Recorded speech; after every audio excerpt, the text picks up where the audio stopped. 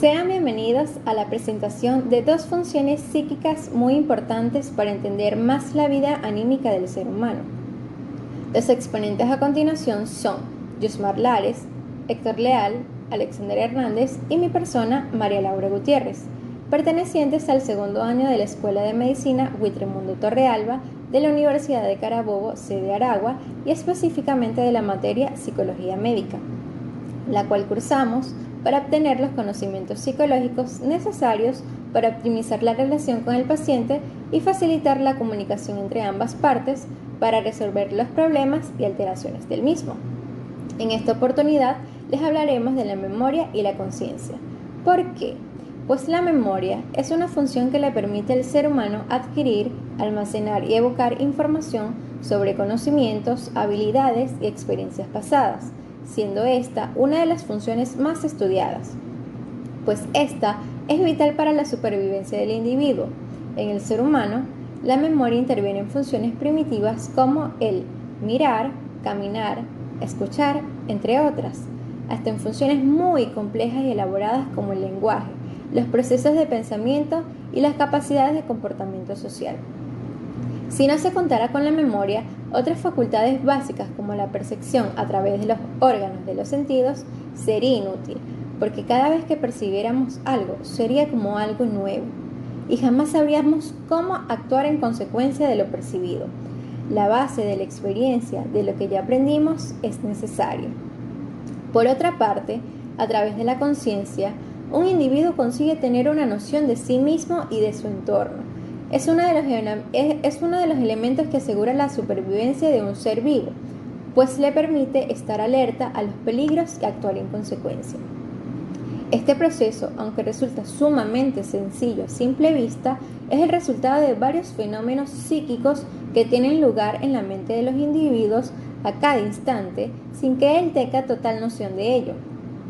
Para resumirlo, este proceso consiste en percibir al entorno a través de los sentidos y analizarlo con la información que se tiene, las cuales fueron desarrolladas a partir de las experiencias con las que el individuo haya tenido que enfrentarse. Dando inicio con lo que nos compete en este video, comenzaremos con el tema de la memoria. Su definición consiste en un proceso de tipo intelectual que se encuentra ampliamente relacionado con lo sensible, es decir, con toda la parte emocional de todo ser humano e incluso con los 5 sentidos. Su función consiste en evocar todas las imágenes del pasado, es decir, lo que reconocemos como recuerdos. Esta es una función psíquica que consiste en reproducir imágenes del pasado en donde el sujeto reconoce que forman parte de él y en donde intervienen numerosos momentos claves e indispensables.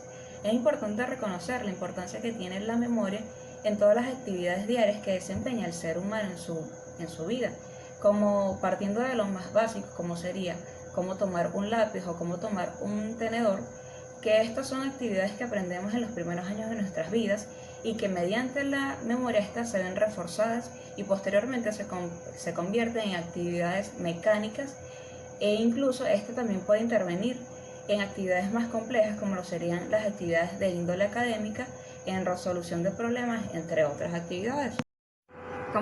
Como características de la memoria tenemos en primer lugar que la memoria es un proceso de tipo intelectual que está destinado principalmente a almacenar todos los materiales que provienen del mundo exterior, así como también los estímulos. En segundo lugar, podemos saber que a través de la memoria el sujeto puede vincularse con su pasado, ya sea por todas las vivencias o experiencias que éste ha tenido a lo largo de su vida.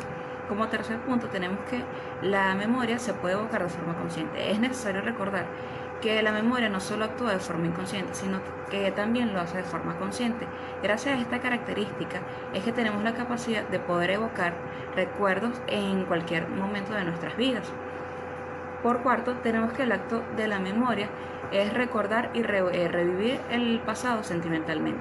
Es importante recordar que anteriormente mencioné que muchas de nuestras memorias se encuentran vinculadas ampliamente con las emociones. Es por esta razón que muchos de los recuerdos que guardamos en nuestro cerebro se encuentran ampliamente vinculados a emociones tanto positivas como emociones negativas. Por último, tenemos que la última característica es recordar. Al recordar, reconocemos que el pasado es parte de nuestro yo. Como tercer punto, sobre la memoria tenemos esos procesos. En su primera fase tenemos a la fijación o a la adquisición, en donde al fijar hacemos una toma de posesión del material. En esta fase distinguimos dos tipos de fijación. Tenemos a la fijación inmediata, la cual consiste que una vez que se muestra el material esté fijado casi automáticamente, y esto tiene mucho que ver con el interés que presente la persona sobre este tema en particular. También tenemos a la fijación mediata, que es la que utilizamos cuando estamos aprendiendo lecciones diarias. En este punto el aprendizaje es de forma fraccionada y tiene mucho que ver la distribución del material a estudiar. Cada uno de estos procesos puede darse tanto de forma consciente como subconsciente, sin embargo, es más normal o es más común que se dé de forma consciente. Segunda fase del proceso de la memoria tenemos la conservación o retención. Esta es una actividad que se da fuera de la conciencia, probablemente a nivel subconsciente. Es en este punto en donde lo que anteriormente fue fijado aquí se retiene. Está regido tanto por teorías materialistas como teorías psicológicas. Seguidamente tenemos a la evocación o la reproducción. Esta es la fase más importante porque aquellos hechos que anteriormente fueron fijados se hacen presentes, es decir, interviene la conciencia. Podemos distinguir tres tipos de evocaciones. En primer lugar, la evocación consciente y voluntaria, que es en el momento en el cual realizamos cierto esfuerzo para evocar determinado recuerdo. Seguidamente tenemos a la evocación consciente y espontánea, en donde los recuerdos surgen de la nada sin buscarlos. Y por último tenemos a la evocación inconsciente y automática, que corresponde a la memoria hábito. Por último, tenemos el reconocimiento. El proceso de recordar no es solo fijar, conservar y evocar. Es por esto que es necesario que el individuo dentro de la memoria reconozca que cada uno de estos experiencias o hechos están ubicados dentro de su pasado y que por tanto corresponden a determinado tiempo. Es por esto que esta fase se ubica tanto en tiempo como en espacio. El modelo de Atkinson-Shiffrin nace como una de las teorías que busca estructurar a la memoria como un almacén, con el fin de explicar o de entender cómo es la forma en que el cerebro gestiona toda la información que recibe. El modelo de memoria de Atkinson y Shiffrin está estructurado en diferentes almacenes de memoria. Estos son tres. Estas estructuras serían las encargadas de procesar y entender toda la información que guardamos más o menos en determinado tiempo en nuestros cerebros. Para comprender la forma en cómo funciona la memoria es necesario primero explicar estos tres tipos de almacenes. En primer lugar tenemos el registro sensorial. Nuestros receptores captan una amplia gama de información proveniente de distintas áreas, sea el área visual, olfativa, entre otros. Esta información, incluso antes de ser procesada y atendida, debe ser almacenada en algún sitio. Es en este punto en donde interviene el registro sensorial, ya que este actúa como un almacén temporal de esta información, con el fin de que ésta pueda asentarse aquí y posteriormente ser procesada. Los registros sensoriales están muy relacionados con la percepción y sus características van a estar en función de las diferentes modalidades sensoriales. Los registros sensoriales más estudiados son los de la memoria icónica, que tiene que ver con la parte visual, y la memoria ecoica, que corresponde al área auditiva. Seguidamente tenemos a la memoria a corto plazo. Este es un tipo de almacén que registra poca cantidad de información en un periodo breve de tiempo. Su función corresponde en establecer o ser un centro de integración de la información, con el fin de que ésta pueda ser almacenada aquí y posteriormente ser procesada. También se dice que ésta cumple numerosas funciones en el control de diversas tareas, así como también en la realización de operaciones ejecutivas. Funcionamiento del modelo de memoria de Atkinson y Shiffrin. Para entender el modelo de memoria de Atkinson y Shiffrin necesitamos conocer cómo fluye la información por los distintos almacenes.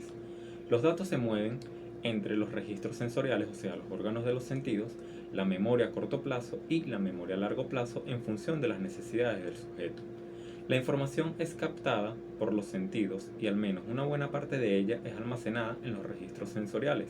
Cuando hablamos de información, hablamos de los datos o cualquier tipo de estímulo que esté excitando nuestros órganos sensoriales, por ejemplo, estímulos visuales, estímulos auditivos. Posteriormente, mucha de la información se queda almacenada en los registros sensoriales, como solamente ruido. ¿Qué quiere decir esto? Esto significa que hay muchísima información que se descarta por carecer de interés para el cuerpo humano y para almacenarla en la memoria. Los procesos atencionales se encargan de seleccionar la información relevante para el sujeto y de desplazar esos datos a la memoria a corto plazo. Toda información que se considere relevante va a ser desplazada a la memoria a corto plazo.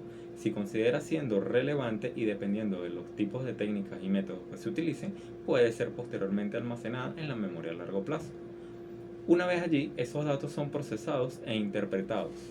Si la información es mucha, difícil de asociar con algún conocimiento previo, poco saliente y no ponemos en marcha una estrategia de memorización como lo es la repetición, que es la más común, probablemente esta información se terminará perdiendo.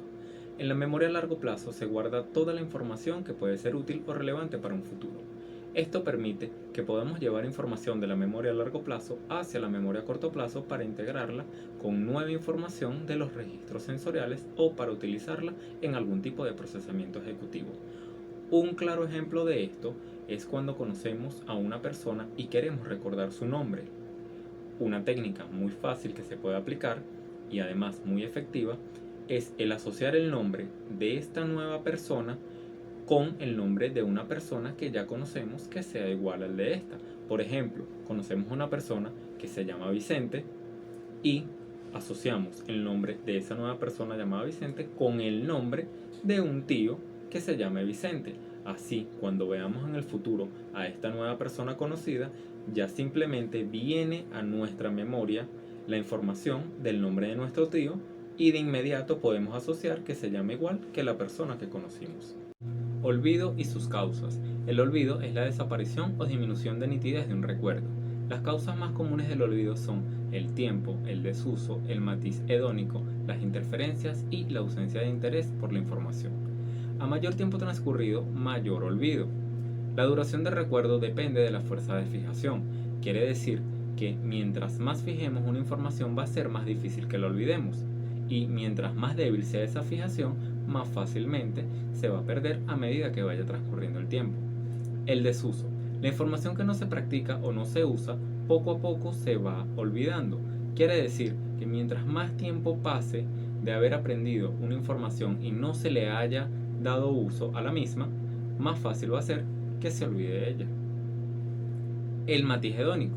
Las experiencias agradables se retienen mejor que las desagradables. Estas últimas tienden a olvidarse o se reprimen. Las interferencias. Cuando se memoriza algo, es recomendable no mezclar su aprendizaje con otros, y menos si el contenido es similar. Ponemos de ejemplo, cuando queremos aprender a hacer una torta, podemos buscar un video en internet que nos puede explicar paso a paso cómo realizarla, pero si mientras tanto que estamos viendo ese video, buscamos información adicional, ya sea en un folleto de cocina, donde también explica cómo hacer una torta y vamos mezclando la información que estamos percibiendo en el video y la información que estamos leyendo en dicho folleto, va a ser mucho más difícil que podamos memorizar la misma. La ausencia de interés, la dificultad en la comprensión y el aprendizaje mecánico son otras de las causas del olvido. Existen dos tipos de olvido, el olvido parcial y el olvido total. En el olvido parcial, la evocación de recuerdos se dificulta un poco y la evocación no se presenta cuando queremos.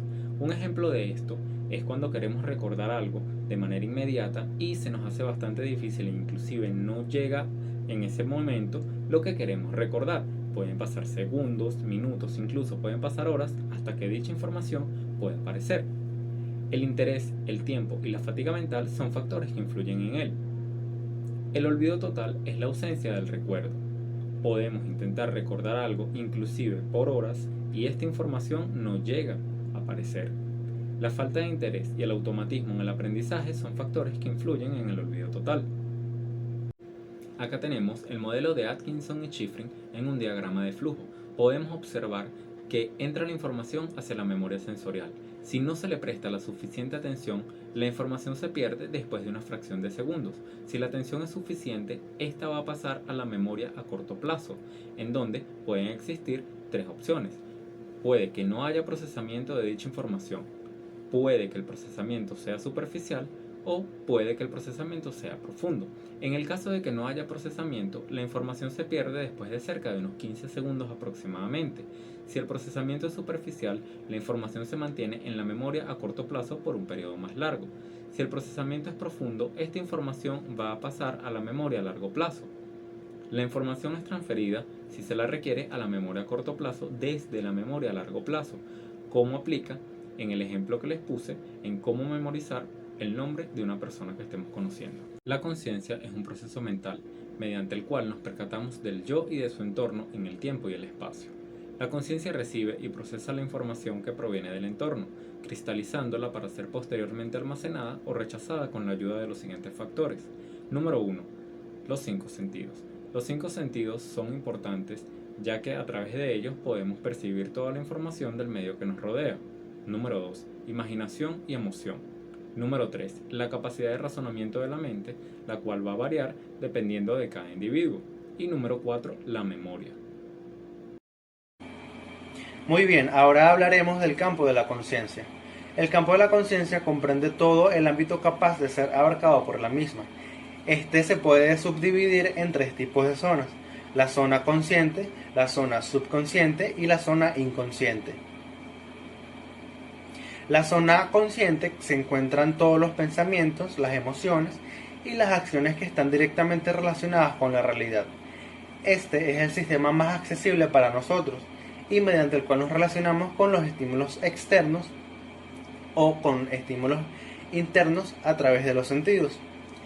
Este sistema está relacionado con la memoria a corto plazo y representa nuestra percepción en un momento presente, tanto de nosotros mismos como del entorno.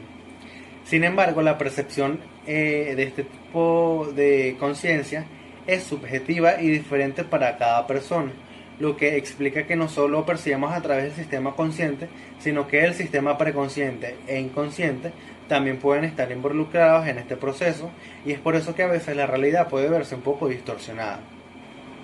También tenemos la zona subconsciente. Esta es la que se encuentra entre el inconsciente y el consciente. La zona subconsciente representa todos los sentimientos, los pensamientos o fantasías que no se encuentran en la conciencia como tal, pero que fácilmente se pueden hacer presentes. Es el caso, por ejemplo, de recuerdos que teníamos olvidados, pero de los que nos acordamos cuando alguna persona nos habla de eso. O por ejemplo, cuando nos referimos a una expresión que utilizamos, por ejemplo, cuando digo lo tengo en la punta de la lengua, pudiera ser un ejemplo de fenómenos que conciernen a la zona subconsciente. La zona inconsciente es la zona menos accesible de la conciencia. En ella se encuentran todos los sentimientos, vivencias o deseos que suponen un conflicto para nosotros y que pudieran estar reprimidos. Esto es así debido a que la intensidad y el contenido de los mismos está asociado a emociones displacenteras o de sufrimiento, y por tanto los alejamos de la conciencia como mecanismo de defensa. A pesar de lo que se encuentra en el inconsciente no es fácilmente accesible y está oculto para nuestra conciencia, esto influye notablemente y se manifiesta en nosotros en forma de síntomas, de sueños o actos fallidos. Ok, hablaremos ahora de la orientación. Esta depende directamente de la lucidez de la conciencia y permite la ubicación en cada uno de los instantes de la vida. Primeramente tenemos a la orientación autopsíquica. La orientación autopsíquica concierne al conocimiento de la propia personalidad y de su evolución a través del tiempo. También tenemos la orientación en el tiempo mediante la medición convencional por periodos o lapsos establecidos por cálculos y por los diferentes estados de conciencia que permiten la noción entre el presente, el pasado y el futuro. Por último tenemos la orientación en el espacio. Esta es la noción de las magnitudes y del ámbito o espacio en la que un hombre interactúa y se desenvuelve en su vida. Por último tenemos los niveles de conciencia. Como primer estado de conciencia tenemos el estado de vigilia. El estado de vigilia es un estado consciente que se caracteriza por haber un alto nivel de actividad, en especial en relación al intercambio de información entre el sujeto y su medio ambiente. La mantención de la conducta de alerta depende del nivel de información sensorial que puede entrar y del nivel de salida de información motora. Aparentemente estas características del nivel de vigilia se correlacionan con la composición neuroquímica del microambiente neuronal. El estado de vigilia se expresa en una serie de parámetros como lo son las sensaciones, las percepciones, la atención, la memoria, los instintos, las emociones, los deseos, el conocimiento y también el lenguaje. Segundo, tenemos al estado somnoliento. Este se caracteriza por la tendencia al sueño, en la cual se conserva la respuesta adecuadas a las órdenes verbales simples y complejas, y también a estímulos dolorosos. Este estado mental está caracterizado por la disminución de la comprensión, la coherencia y de la capacidad de razonar. También tenemos al estado de obnubilación, que se trata de un estado de reducción leve o moderada del estado de alerta, en la que lo que más se destaca es un defecto de la atención. Por ejemplo, en este tipo de estado el paciente se distrae fácilmente durante la exploración, con tendencia a malinterpretar las percepciones sensoriales, y todo esto va acompañado generalmente por respuestas lentas a la estimulación, con cierto grado de bradisiquia y somnolencia diurna excesiva. Esto se puede alternar también con agitación nocturna, que vendría siendo la inversión del ciclo de vigilia y de sueño. El estado de estupor, por su parte, es un estado donde hay pérdida de las respuestas de tipo a órdenes verbales, pero en ella se va a conservar una reacción adecuada a los estímulos dolorosos, acompañada con la capacidad de discriminar el punto de origen de ese estímulo. Por último, vamos a tener al estado de coma. El término coma proviene de un vocablo griego que significa sueño profundo. Este estado está caracterizado por la ausencia total de vigilia y del contenido de la conciencia persistentemente, donde mayormente tenemos que decir que va a superar a una hora, ya que de esta manera podemos diferenciarlo de los estados transitorios. El estado de coma incluye estados en los cuales hay pérdida de la conciencia en sí, de las relaciones y del fenómeno de despertar. El estado de coma es el estadio más grave tanto de falla cerebral como neurológica, que puede evolucionar favorablemente o bien puede ir a un estado vegetativo de mínima conciencia o de muerte cerebral. Eso ha sido todo por el video de hoy. Esperamos que les haya sido de gran utilidad y no olviden darle like al video. Nos vemos en una próxima entrega.